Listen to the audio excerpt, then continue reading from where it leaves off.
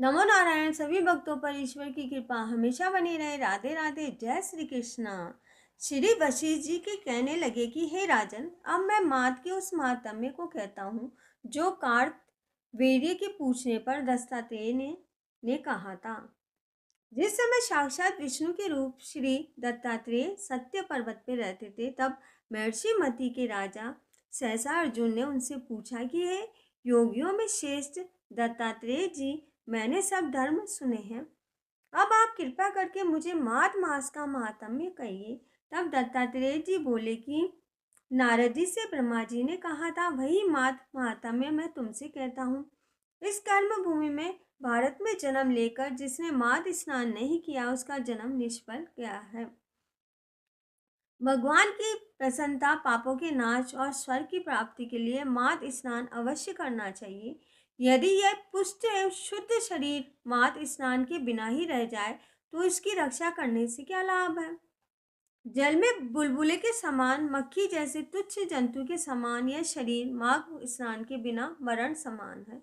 विष्णु भगवान की पूजा न करने वाला ब्राह्मण बिना दक्षिणा के श्राद्ध, ब्राह्मण रहित क्षेत्र, आचार रहित कुल से ये नाश के बराबर है। गर्व से धर्म का, क्रोध से तप का, गुरुजनों की सेवा न करने से स्त्री तथा ब्रह्मचारी, बिना जली अग्नि से हवन और बिना साक्षी के मुक्ति का नाश हो जाता है। जीविका के लिए कहने वाली कथा है, अपने लिए बनाए हुए भोजन की क्रिया है, शूद्र से भिक्षा लेकर किया हुआ यज्ञ है तथा कंजूस का धन है। यह सब नाश करने के कारण है। बिना अभ्यास और आलस्य वाली विद्या है, असत्य वाणी है, विरोध करने वाले राजा, जीविका के लिए तीर्थ यात्रा, जीविका के लिए व्रत, संदेह युक्त मंत्र का जप, व्यचित होकर जप करना, वेद न जानने वाले को दान देना, संसार में नास्तिक मत ग्रहण करना, श्रद्धा बिना धार्मिक क्रिया करना, यह सब व्यर्थ कार्य है। और जिस तरह दरिद्र का जीना व्यर्थ है, उसी तरह माघ स्नान के बिना मनुष्य का जीना व्यर्थ है।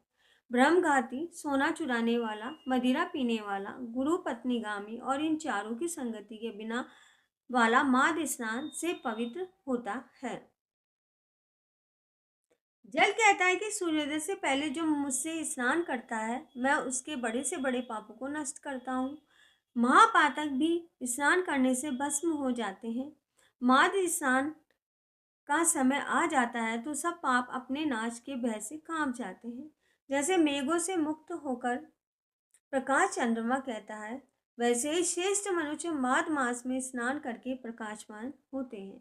काया वाचा मनसा के किए हुए छोटे से बड़े, नए से पुराने सभी पाप स्नान से नष्ट हो जाते हैं।